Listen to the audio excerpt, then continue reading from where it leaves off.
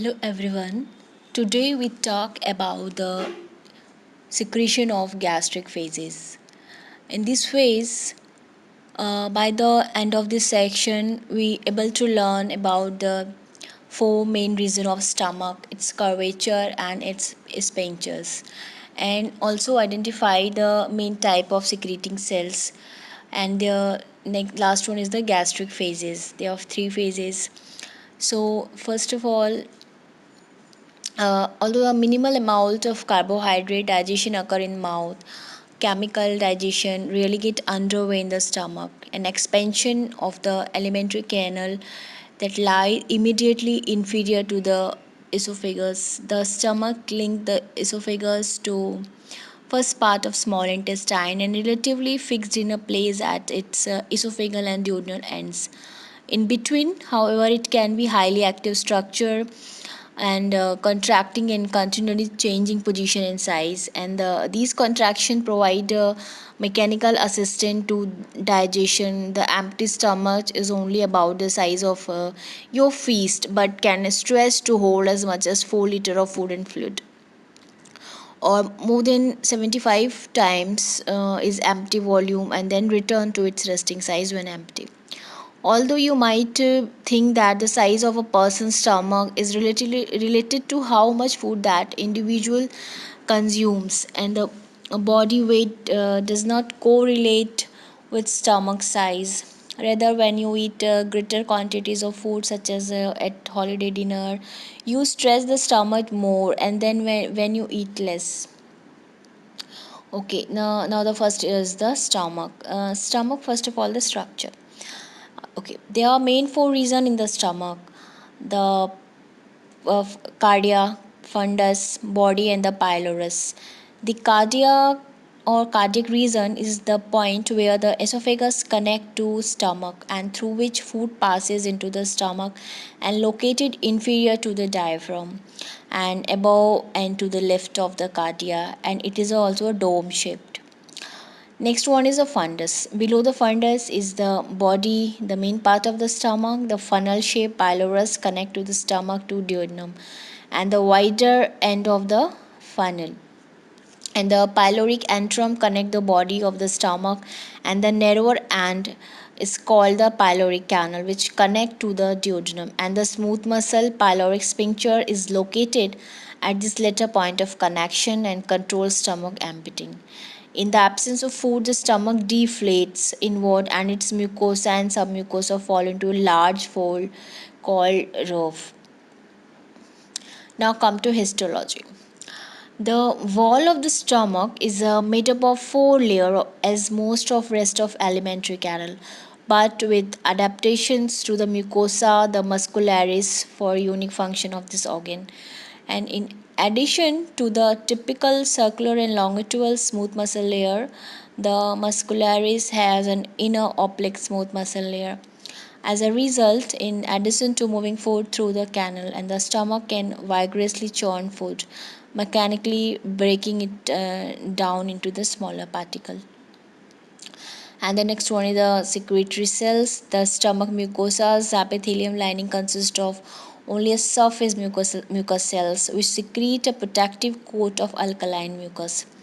A vast number of gastric pits dot the surface of the epithelium and giving it appearance of a well-used pincushion, and mark the entry to each gastric gland, and which secrete a complex digestive fluid referred to as a gastric juice.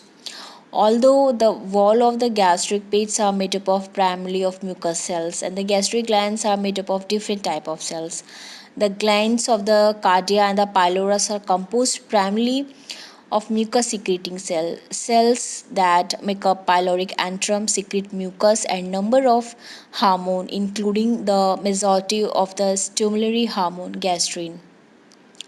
The much larger gland of the fundus and the body of stomach, the site of most chemical digestion, and produce most of gastric secretion. And these glands are made up of variety of secreting cells, and these includes parietal cell, chief cell, mucus, neck cells, and the endocrine cells.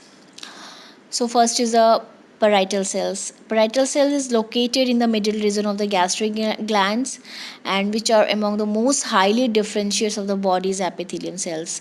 And these relatively larger cells produce both HCl and the intrinsic factor. And the HCl is responsible for the high acidity and their pH is of 1.5 to 3.5 of the stomach content, and it's needed to activate the protein digestive enzymes pepsin. And the acidity also kill much of bacteria you ingest with food, and help to denature protein and making them more available for enzymatic digestions. Intrinsic factors is a glycoprotein necessary for absorption of vitamin B12 in the small intestine. So next one is the chief cells. It's located in the basal region of gastric glands, and it secretes pepsinogen. It is an inactive proenzyme form of pepsin, and with HCl is necessary for the conversion of pepsinogen to pepsins. And the mucous neck cells, the gastric gland in the upper part of the stomach contain mucous neck cell. It secretes thin acidic mucus that is much different from the mucus secreted by the goblet cell of the surface epithelium, and their role of the is currently not known, but the research are going on. And the enteroendocrine cells are found in the gastric gland, secrete various hormone in the interstitial fluid on the of the lamina propria, and it include gastrin, which is released mainly by the G cell. Okay, now come to the phases of the gastric secretions.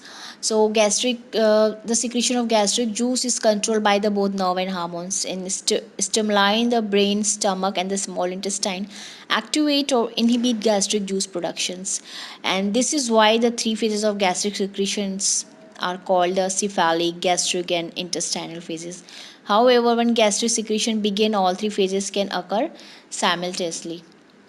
So first is the cephalic phase. The cephalic phase or the reflex phase of the gastric secretions, which is a relatively brief take place before food enter the stomach. Okay, the smell, taste, sight, or thought of the food trigger in this phase.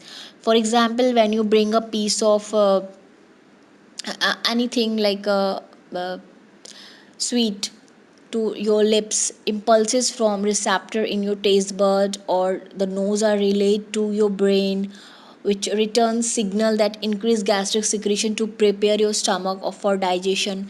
This enhanced secretion is a conditions reflex, meaning it occurs only if you like or want a particular food, and the depression and loss of appetite can suppress the cephalic reflex.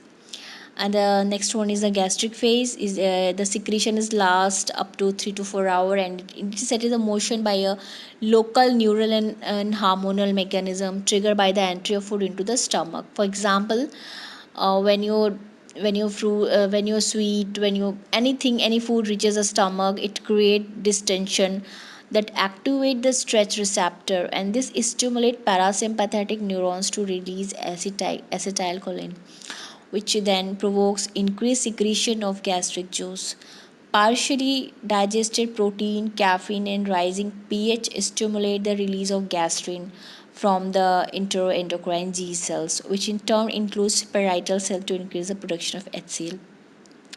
And the HCl is needed to create an acidic environment of the conversion of pepsinogen to pepsin and protein digestions. Additionally, the release of gastrin activate vigorous smooth muscles contractions. However, it should be noted that the stomach does have a natural mean of avoiding excessive acid secretion and potential heartburn.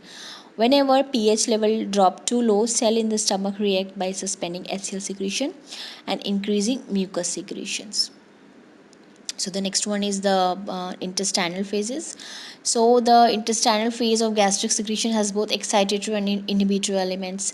The duodenum has a major role in regulating the stomach and its emptying. When a partially digested food fills in the duodenum, intestinal mucosa cell release a hormone called intestinal gastrin. Okay, it's a secret hormone gastrin, and which further excites gastric juice secretion. And this stimulatory activity is brief, however, because when the intestine distends with chyme and the enterogastric reflex inhibits secretions.